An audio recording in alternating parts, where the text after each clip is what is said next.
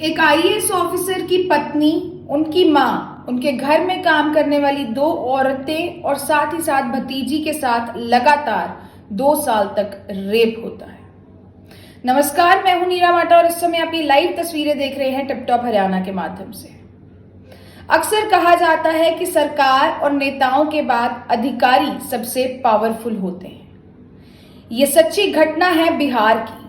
ये सच्ची घटना है एक नेता और एक अधिकारी के बीच की। बात है 1990 की।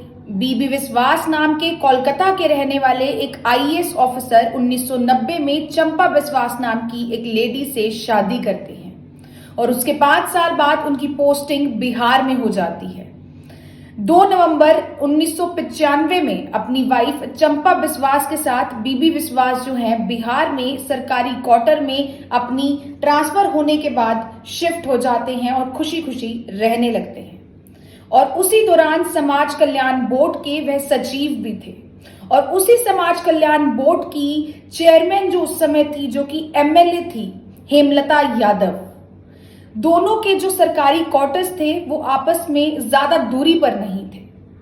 बीबी विश्वास की पत्नी चंपा विश्वास किसी काम से जो है हेमलता यादव के यहाँ जाती है। पहली बार वो जाती है 7 सितंबर 1995 को।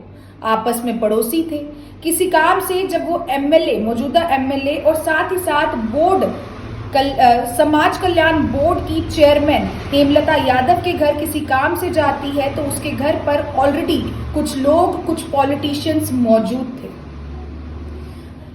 बीबी विश्वास की पत्नी चंपा विश्वास को देखते ही वो उसके साथ जबरदस्ती करना शुरू कर देते हैं और उसे कमरे में घसीट लिया जाता है। कमरे में जब वो जाती है तो देखती है कि वहां पर हेमलता यादव का बेटा मृत्युंजय यादव पहले से ही मौजूद था। मृत्युंजय यादव और कुछ वो पॉलिटिकल लोग मिलकर चंपा विश्वास के साथ जबरदस्ती करते हैं। उसके साथ जबरदस्तन रेप किया जाता है। एक आईएएस ऑफिसर की बीवी के साथ रेप की घटना को अंजाम दिया जाता है, एक एमएलए के बेटे द्वारा और साथ ही कुछ और पॉलिटिशियंस द्वारा। जब चंपा विश्वास रोते रोते बाहर आती है तो सामने से आती है हेमलता यादव, यानी कि मृत्युंजय यादव की मां और मौजूदा एमएलए। जब वो रोती है तो हेमलता यादव उसे धमकी देते हुए ये कहती है कि अगर तुमने बाहर जाकर इस बात का किसी को जिक्र किया या इस बात के बारे में किसी को भी बताया तो तुम्हारी न्यूड पिक्चर्स भी साथ साथ ली गई हैं, वो हम वायरल कर देंगे और साथ ही साथ तुम्हारे परिवार को मरवा देंगे। ये बात सुनकर जो चंपा विश्वास है, जो कि एक आईएएस ऑफिसर की वाइफ है, वो भी कहीं ना कहीं घबरा जाती है कि अगर मेरी तस्वीरें वायरल हो गई, अगर मेरी न्यूड पिक्चर्स वायरल होगी तो आखिरकार होगा क्या। इसी बात से घबराकर चंपा विश्वास खामोश हो जाती है और यहीं से शुरू हो जाता है लगातार 2 साल तक किए जाने वाले रेप का सिलसिला। जो रेप की शुरुआत होती है 7 सितंबर 1995 को।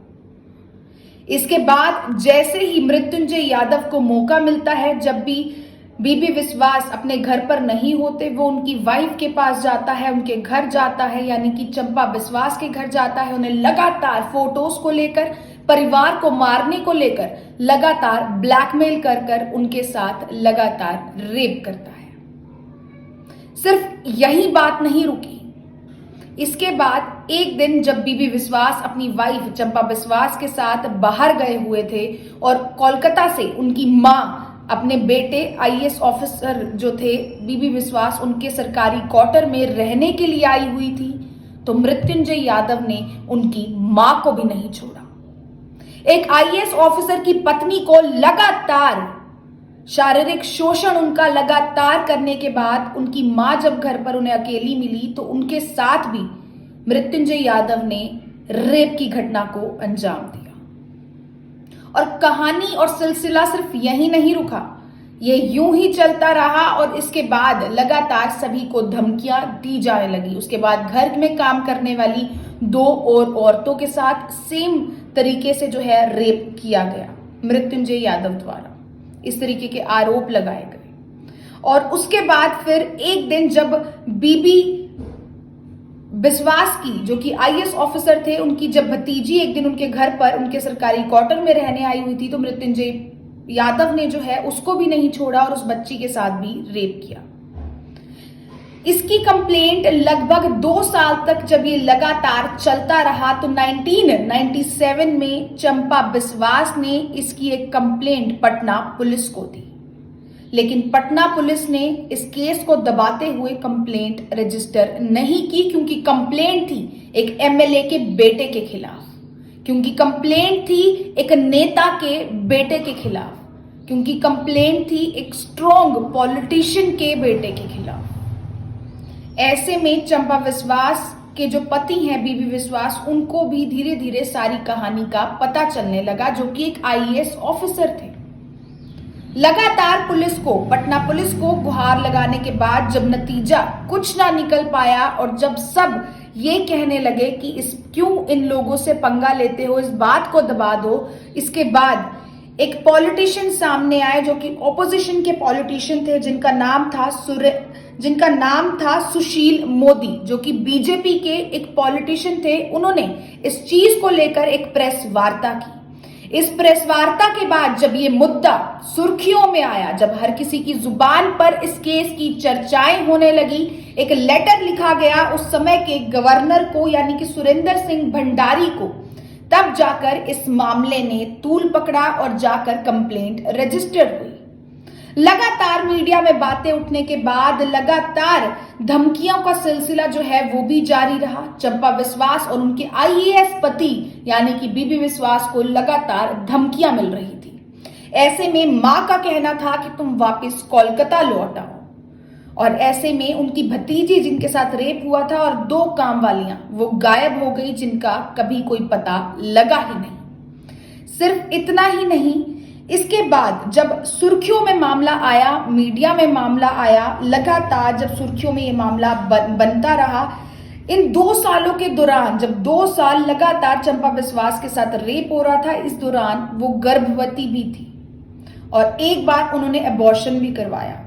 और सिर्फ एबॉर्शन ही नहीं, जब ये सिलसिला लगातार हो रहा था, पिक्चर्स को लेकर, उनकी न्यूड पिक्चर्स को लेकर उन्हें लगातार ब्लैकमेल किया जा रहा था। इस डर से उनके साथ रेप लगातार हो रहा था, इस डर से उन्होंने अपनी नसबंदी तक करवा ली। लगातार एक औरत होने के नाते वह इस पीड़ा को झेल रही थी, क्योंकि बात इज्जत की थी और उन्हें ऐसा लगता था कि फोटोज अगर वायरल हुई तो वो कहीं पर भी मुंह दिखाने के लायक नहीं रहेंगी और लोग क्या कहेंगे।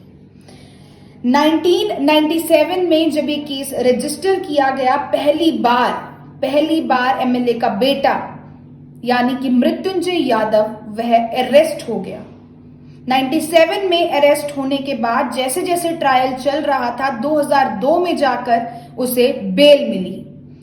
बेल मिलने के बाद लोअर कोर्ट में जब ये फैसला आया कि 10 साल की सजा, उस फैसले में मृत्युंजय यादव को सुनाई गई। और ट्रायल के दौरान ही जो मां थी उसकी, मृत्युंजय की जो मां थी, यानी कि जो मौजूदा एमएलए थी हेमलता यादव, वो 3 महीने के लिए फरार रही और उसके बाद उसने खुद से सरेंडर कर दिया।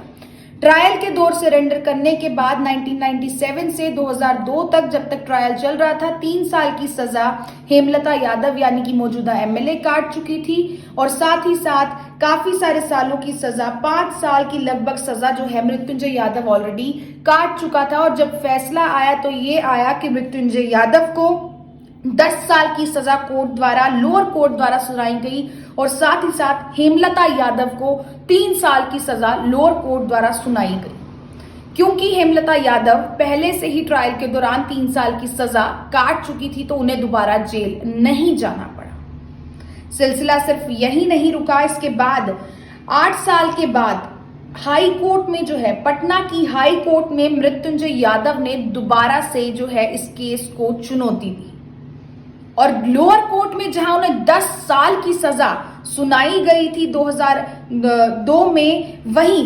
2010 में पटना हाई कोर्ट द्वारा उनको बाइज्जत बरी कर दिया गया।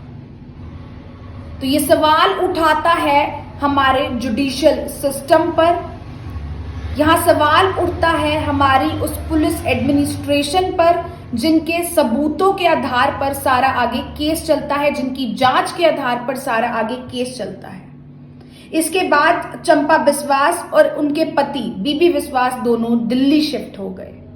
सिर्फ इतना ही नहीं, 2000 में दिल्ली में शिफ्ट होने के बाद वो झारखंड भी शिफ्ट हो गए, क्योंकि लगातार धमकियां मिल रही थी। इसके बाद बीबी विश्वास का निधन हो जाता है और बेचारी चंपा बिस्वास एक गुमनामी की जिंदगी जी रही हैं और वापस से कोलकाता लौट जाती हैं।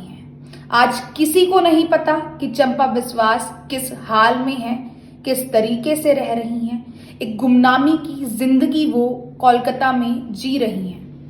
एक आईएएस ऑफिसर की वाइफ होने के बावजूद कहीं ना कहीं उनको एक आस मिली थी जब मीडिया में मामला आया, जब लोअर कोर्ट ने 10 साल की मृत्युंजय को सजा सुनाई और उनकी मां को 3 साल की सजा सुनाई। एक मन में ये चीज आई कि नहीं, जो जुडिशियल सिस्टम है वो कहीं ना कहीं आखिर में सच्चाई को जिताता है। लेकिन इसका एंड इतना अजीब सा निकलकर सामने आया कि हाई कोर्ट ने मृत्युंजय यादव को बाइज्जत बरी कर दिया और लोअर कोर्ट के फैसले को नकार दिया।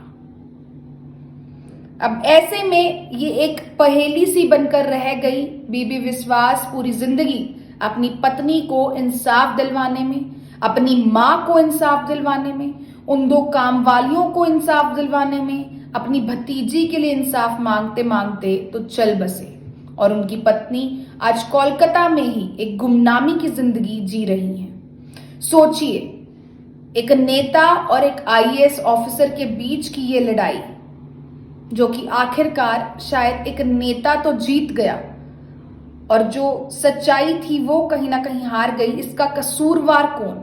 क्योंकि वहां के लोगों की माने तो आज भी वहां के लोगों का यही कहना है कि ये एक सच्ची घटना थी। कोर्ट में जिन दलीलों के आधार पर मृत्युंजय यादव जीता, वो दलीलें ये थी कि आखिरकार चंपा बिस्वास ने 2 साल तक क्यों चुप्पी साधे रखी, 2 साल तक कंप्लेंट क्यों नहीं की, क्यों चंपा बिस्वास 2 साल तक चुप रही और सब कुछ सहन करती रही।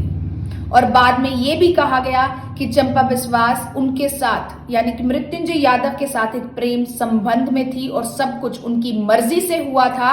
ये कहकर मृत्युंजय यादव को कोर्ट ने बरी कर दिया। ऐसे में सवाल उठता है वहां के प्रशासन पर, जो कि शुरुआती जांच करती है, जिसकी जांच के आधार पर फिर पूरा केस चलता है, और हमारे जुडिशियल सिस्टम पर, जहां लोअर कोर्ट ने 10 साल की सजा सुनाई, वहीं हाई कोर्ट ने जो है बाइज्जत बरी कर दिया। आप लोगों की है इस पर क्या कुछ राय, कमेंट सेक्शन में जरूर बताएं और इसी तरीके की सच्ची घटनाएं सुनने के लिए आज ही हमारे चैनल को सब्सक्राइब करें।